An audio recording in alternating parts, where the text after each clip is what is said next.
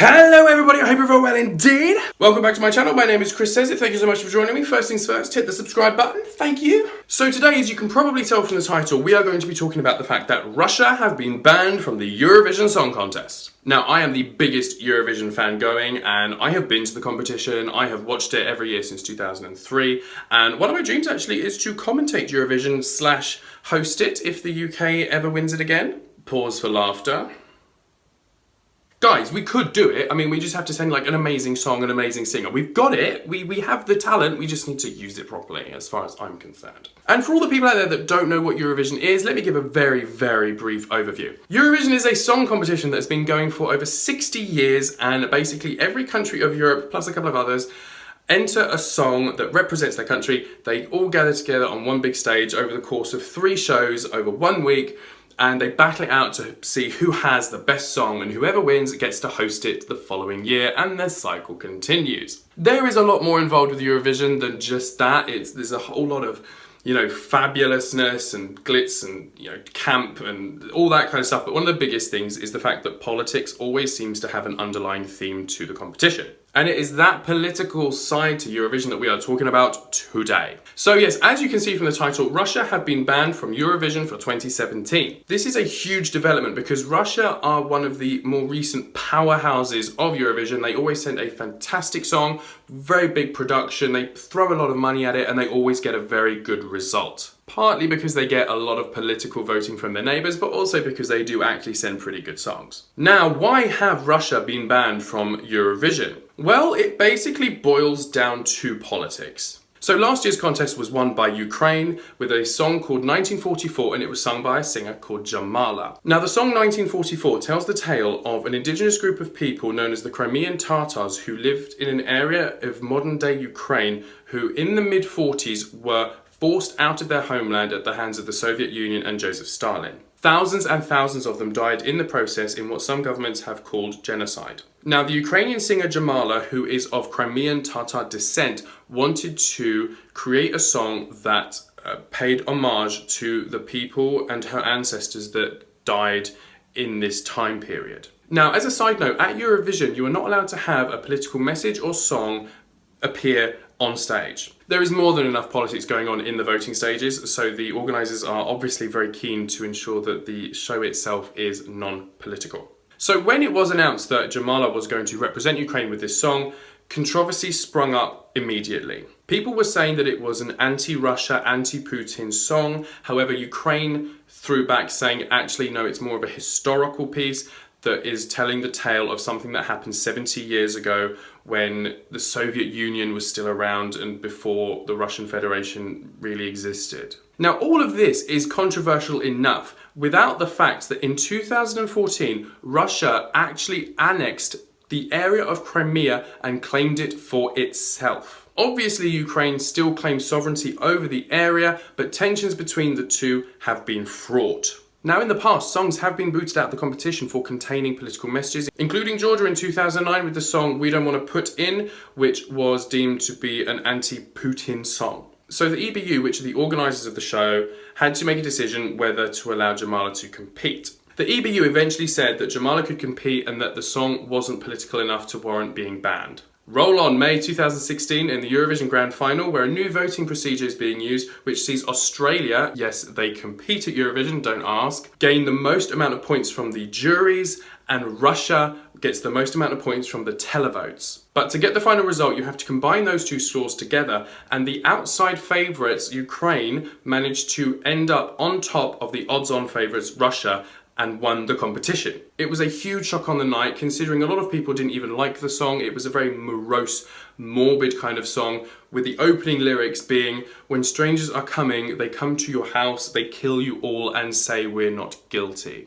A lot of people were very angry that they were even allowed to compete, let alone the fact that they ended up winning the competition. Fast forward 12 months and preparations in Kiev to host the competition are storming ahead. There is a deadline of mid-March where songs have to be submitted if people want to compete in the competition. People were watching Russia very closely to see what they were going to do, but they had remained very tight-lipped about whether they were going to even compete, let alone what they were going to send if they decided to. A lot of people assumed that Russia would withdraw. However, just before the deadline, Russia announced that they were going to compete and that they had internally chosen Russian singer Yulia Stamolyova to sing the song Flame is Burning. However, this is where the story gets really interesting. Now, as I mentioned before, in 2014, Russia annexed Crimea and claimed it for itself and currently still has control over the area. However, Ukraine still claims sovereignty. As part of the ongoing tensions between the two nations, Ukraine instigated a few laws. One of the laws that they created was that you cannot visit Crimea by way of Russia, meaning that if you want to go to Crimea, you have to go via the Ukrainian side. This law has been in effect for a couple of years, and the Russians were well aware of it. So shortly after Yulia was announced as Russia's representative, the Ukrainian government stated that she would not be allowed to participate. This was because they found out that Yulia had actually done a performance in Crimea and managed to gain access to the area by way of Russia. Since she didn't enter the area via Ukraine, this means that she has broken Ukrainian law. As such, she is on a no-entry list, so she is barred from the country and, by proxy, the competition. Now, this is a huge development because although certain countries have been barred from competing, that decision has come from the organisers of the competition for one reason or another. This is the first time, however, that a singer has been barred from the country because of the authorities and not the organisers. The central organisers, the EBU, were obviously very distraught about this, but there is only so much power that they can yield,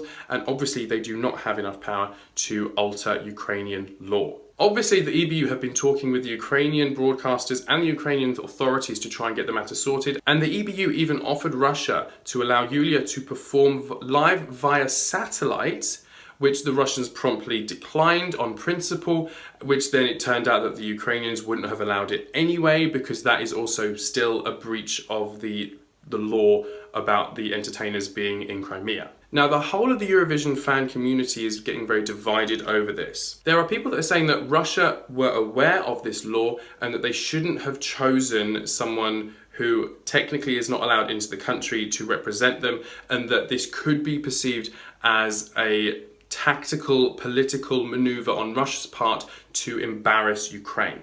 Now, on the back of that, there is a possibility that the selection of Yulia was 100% innocent. However, there were also calls then for the Russian Federation to change their singer, because it's not the country that's effectively barred, but it's the singer herself. And people were saying, well, why can't they just change the singer? And that question never has really cropped up officially. It's only been from the fans. There are a lot of people that are saying Ukraine are using Eurovision as a pawn in their tactical game against Russia in the stronghold of who gets control of Crimea, and that the Ukrainian authorities should relax the rule and just let her compete in the spirit of the contest. And there are also people blaming the EBU for not taking a hard enough decision in the first place, in that Jamala's song shouldn't have competed, and that the fact that they have taken Russia's side instead of respecting Ukrainian law. Obviously, the law itself is highly controversial because people are saying, is it really that big a deal? And for one wheelchair-bound singer, is she really going to pose that much of a threat?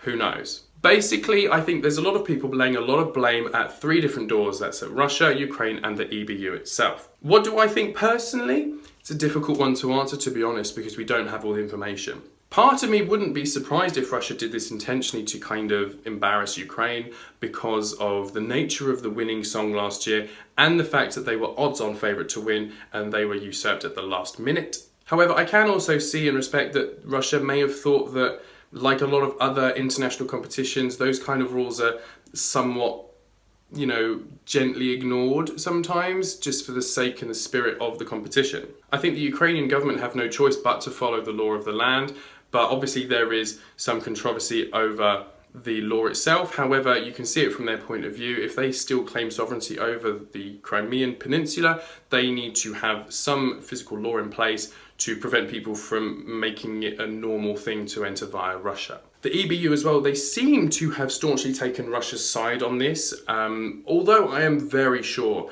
that they are treating both sides equally. The public image that's coming out is much more in favour of Russia and less so of Ukraine. For example, there was a letter written by one of the heads of the EBU to the Ukrainian Prime Minister saying her anger and her annoyance of the way that things are being handled, and that Ukraine may face sanctions and potential banning from the competition themselves if they do not allow the Russian singer entry. This letter was made very public and pretty much did nothing to quell the rising anger from all sides over Russia's participation this year. So what is going to happen? Well, today there was another twist in the tale.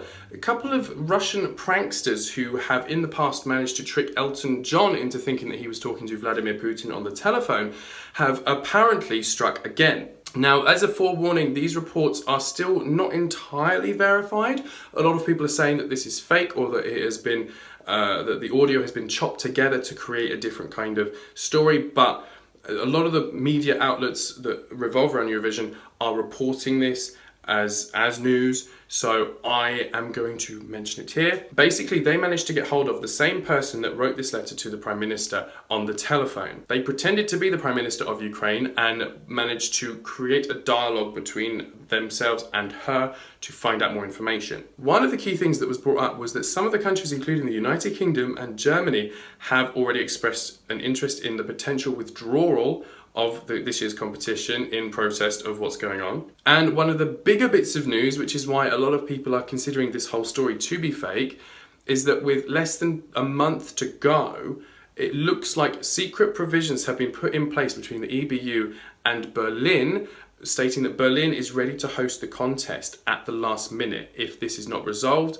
the contest could be removed from Ukraine. Personally, I am finding this whole story a little bit difficult to believe, and that even if this conversation happened, I think that moving the contest to Berlin at such short notice is nothing more than a bluff, if this is a real conversation. With 4 or 5 weeks to go, it would be a logistical nightmare, not only for the production team, but also for all the fans and for all the various different countries that are sending delegates. Now, I know that I'm a huge Eurovision fan and that this kind of news may not appeal to everyone, but I think that there are far-reaching ramifications of this story as well, especially in the ongoing tension between Russia and Ukraine over Crimea. This whole thing has brought that back into the fore, especially because it already did it last year with the song 1944, and then this year it is happening all over again, but it is getting a little bit ugly. So what do I think is going to happen, and how is this all going to be resolved?